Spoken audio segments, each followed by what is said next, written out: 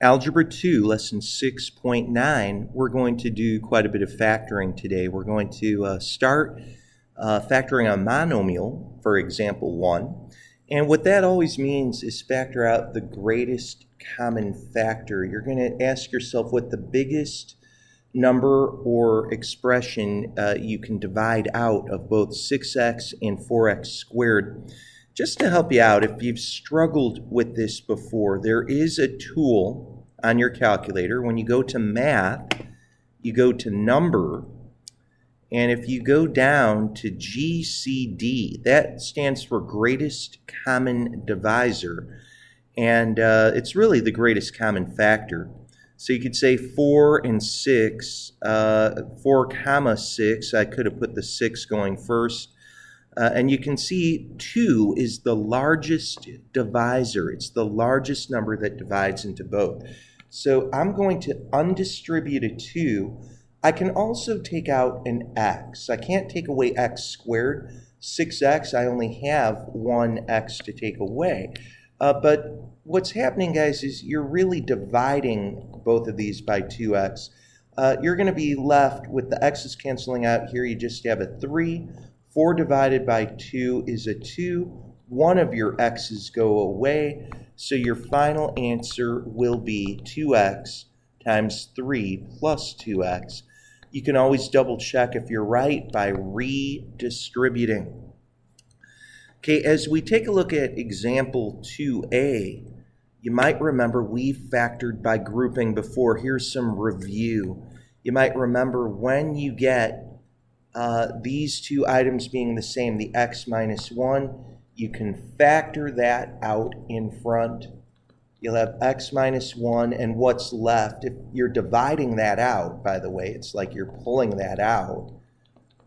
You can see like that's going to be gone. What are you left with? X squared plus 9.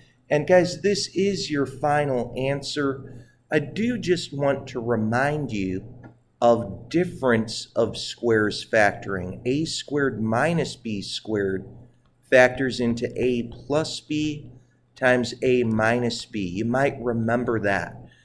But I want to make a very, very big deal about the fact that it's the difference of squares. For this problem, I think a lot of times kids want to keep factoring and factoring the way we have right here. But if you have a plus, and this is a sum of squares, you can't go any further. You are done.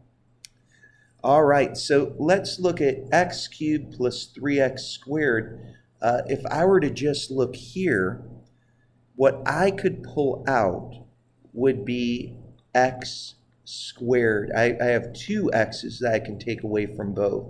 And if I factor out an x squared from both of these, I'd be left with just one x, and then we'd have a plus 3. For this next one with the 4 and the 12, well, I hope it's clear to you where we're going with this, but if you struggle with seeing what to divide out, you could go to the greatest common divisor and say, well, what is the biggest number I can divide from a 4 and a 12? The answer is a 4, right? You can divide out of 4. And when you're undistributing this, this would cancel out just to an x. 12 divided by 4, you get a plus 3. But this is just review. This is the factoring by grouping that we were doing before. You can see where we're going. We've got our x plus 3 here. Those two terms are identical. They're the same. So I'm going to pull an x plus 3 out in front. What's left? If I took that out, I'd have x squared plus a 4. And that's as far as we can go. All right, we're almost done. We just have a few more left. Factoring by grouping for number 3, just want to point out to you that the first two items, again, I can factor out an x squared. And if I'm dividing out an x squared from both, x cubed divided by x squared is just an x. I had 3 x's, I took 2 away. Here I'm dividing that out, I'll just have a minus 2. You can always check if you're right by redistributing.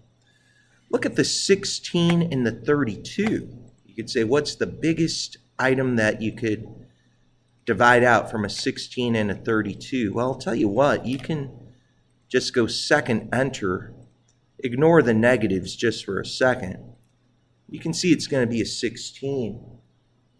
But when you're leading with a negative, you have to factor out a negative.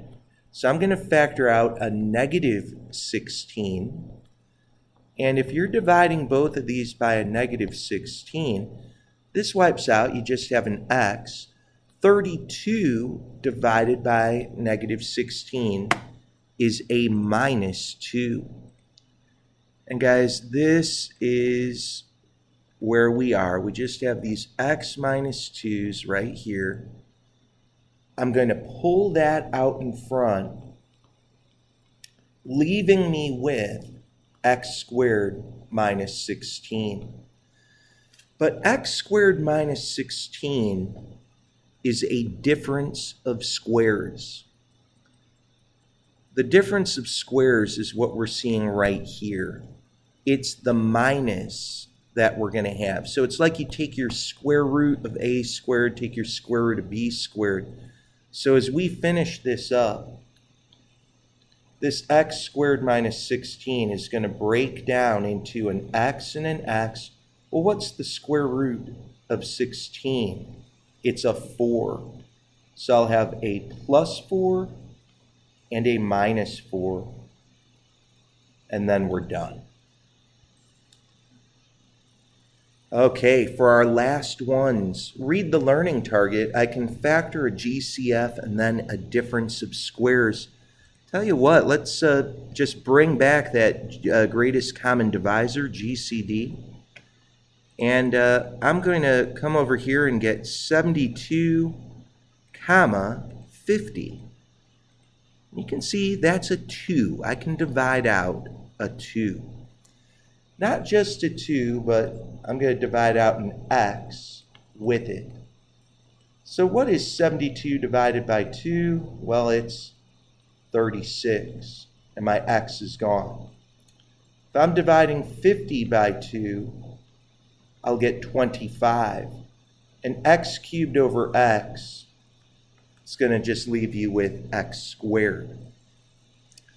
But this 36 minus 25 is a difference of squares. So what's the square root of 36? We'd say that's a 6. And I'm going to have a plus and a minus. The square root of 25 is a 5, so I'll need a 5x. Over here I need a minus 5x. There you have it. Last one. Well, let's do our GCD, our greatest common divisor of 16 and 4, the biggest number that you can divide out from 16 and 4. I think you can see, I hope you would agree, it's a 4, right? So not only can I divide out a 4 from these, but I can also take away 2 y's. And if I'm dividing that out, well, 16 divided by 4 is a 4. Y to the 4th over y squared is y squared. Think about it this way. If you had 4 y's on top, 2 y's down below, you just have 2 y's left. 4y squared over 4y squared, well, it's just a 1. But this is a difference of squares, so we're going to keep going. What's the square root of 4? Well, it's a 2. So I'll have a 2y and a 2y. Here's a plus, and here's a minus. Square root of 1 is a 1, and we are done.